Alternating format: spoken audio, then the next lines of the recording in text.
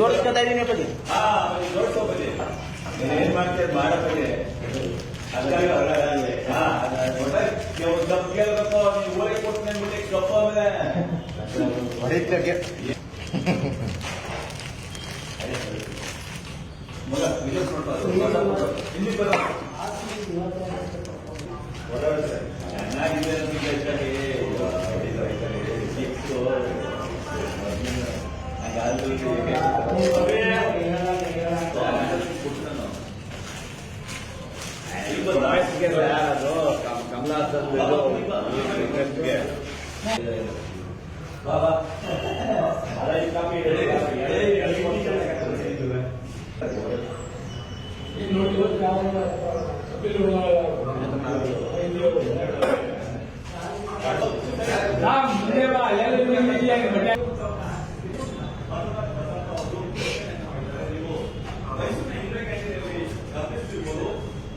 Semifinal ಆರಂಭಿಸಿದ್ದಕ್ಕೆ ಈಗ ಉಚಿತವಾಗಿ ಇವತ್ತೇ ಹೋಳಿಗೆ ಊಟಕ್ಕೆ ಬರುವಂತಹ ಪ್ರವಾಸಿಗರಿಗೆ ಹೋಳಿಗೆ ಊಟವನ್ನು ಹಾಕುವಂತ ಕೆಲಸಕ್ಕೆ ಮುಂದಾಗ್ತಿದ್ರೆ ಹೋಳಿಗೆ ಊಟವನ್ನ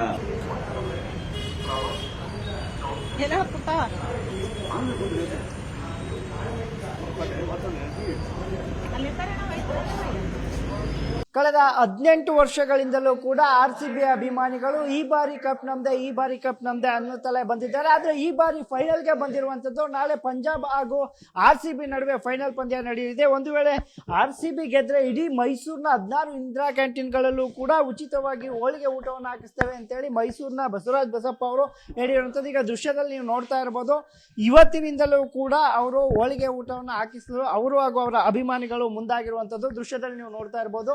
ಏನು ಮೈಸೂರಿನ ಇಂದಿರಾ ಕ್ಯಾಂಟೀನ್ ನಲ್ಲಿ ಇಂದು ಸಾಂಕೇತಿಕವಾಗಿ ಹೋಳಿಗೆಯನ್ನ ಹಂಚ್ತಾ ಇರುವಂತದ್ದು.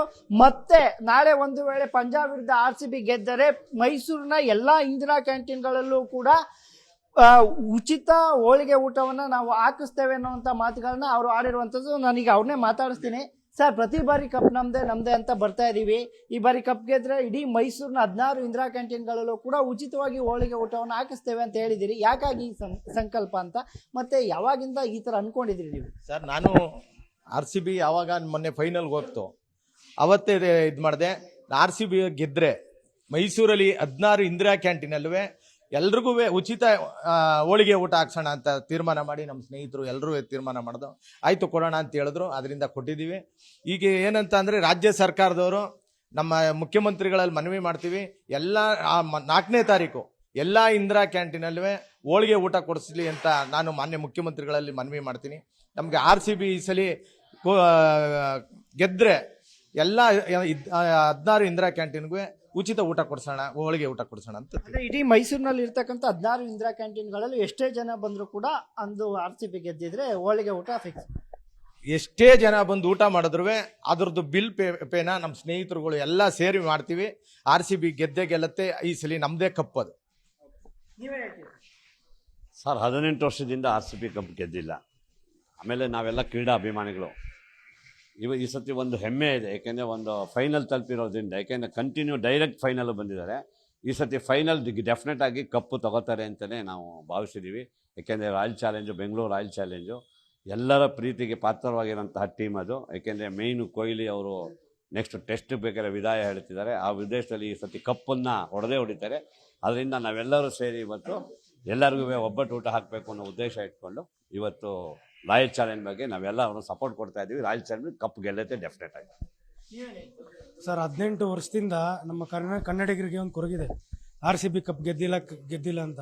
ಈ ಸತಿ ಕಪ್ ಗೆಲ್ಲೋ ಮುಖಾಂತರ ಫೈನಲ್ನಲ್ಲಿ ಕಿಂಗ್ಸ್ ಲೆವೆನ್ ಪಂಜಾಬ್ ವಿರುದ್ಧ ಗೆಲ್ಲೋದ್ರ ಮುಖಾಂತರ ನಮ್ಮ ಕನ್ನಡಿಗರ ಕೊರಗನ್ನು ನೀಗಿಸಬೇಕು ಅಂತ RCB ತಂಡಕ್ಕೆ ನಾನು ಇಷ್ಟಪಡ್ತೀನಿ ಸರ್, ಹೇಳ್ತೀನಿ ಸರ್.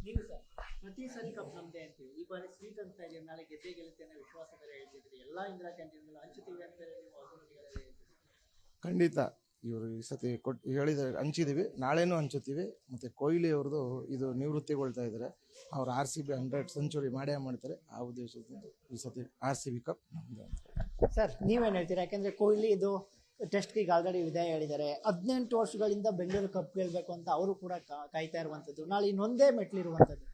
ಮೈಸೂರು ದೇವತೆ ಚಾಮುಂಡೇಶ್ವರಿ ಆಶೀರ್ವಾದದಿಂದ ನಮ್ಮ RCB ಈ ಸಲ ಗೆದ್ದೇ ಗೆಲ್ಲುತ್ತೆ ಅಂತ ವಿಶ್ವಾಸವನ್ನು ವ್ಯಕ್ತಪಡಿಸ್ತಾ ಇದ್ದೀವಿ. ಹಾಗೂ ಈ ಸಂದರ್ಭದಲ್ಲಿ ಏನು ತೆಂಗಿನಕಾಯಿ ಹೋಳಿಗೆನ ನಮ್ಮ ಬಸಪ್ಪನವರು ಅವರ ಸೇವಾರ್ಥದಿಂದ ಮಾಡ್ತಾ ಇರೋದು ತುಂಬ ಸಂತೋಷವಾಗಿದೆ ಅಂತ ಎಲ್ಲರೂ ಬಂದು ಅದರ ಸವಿಯನ್ನು ಸವಿಬೇಕು ಅಂತ ಕೇಳ್ಕೊಳ್ತಾ ಇದ್ದೀವಿ. ಕಾಯಿ ಒಬ್ಬಟ್ಟು ಈ ಸಲ ಕಪ್ ನಮ್ಮದೇ ಸರ್. ಇದು ನನ್ನ ಒಬ್ಬನ ಆಸೆ ಅಲ್ಲ, ಇಡೀ ಕನ್ನಡಿಗ ಎಲ್ಲ ಕರ್ನಾಟಕದ ಜನತೆ ಕನ್ನಡಿಗರದು ಇದೊಂದು ಇನ್ನೂ ಒಂದು ರಿಕ್ವೆಸ್ಟ್ ಪೆಂಡಿಂಗ್ ಇದೆ. ಈ ಸಲ ಅದು ಖಂಡಿತ ಈಡೇರುತ್ತೆ. ಅದ್ರ ಸಲುವಾಗಿ ಆ ಥರ ಏನಾದ್ರು ಈಡೇರಿದ್ರೆ ನಮ್ಮ ಅಧ್ಯಕ್ಷರು ಹೇಳ್ದಂಗೆ ಈ ಇಡೀ ಕರ್ನಾಟಕದಲ್ಲಿ ಮಾನ್ಯ ಮುಖ್ಯಮಂತ್ರಿಗಳು ಎಲ್ಲರಿಗೂ ಹೋಳಿಗೆ ಊಟನ ಇಂದಿರಾ ಕ್ಯಾಂಟೀನಲ್ಲಿ ಹಂಚಬೇಕು ಅಂತ ಕೇಳ್ಕೊತೀನಿ ಸರ್.